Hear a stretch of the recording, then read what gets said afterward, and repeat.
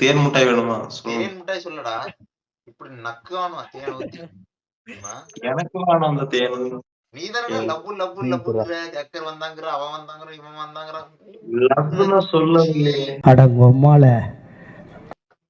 அங்க என்னடா இருக்குது? அங்க இப்படி இப்படிங்கிற தாடி இருக்கு, மீசை இருக்கு. மீசைய வலிச்சிருங்க. அப்படிதான் இருந்தங்கிறது எனக்கு தெரியுது. நீ சொல்லும் போது என்ன ட்ரை பண்ண போறியா? டேய்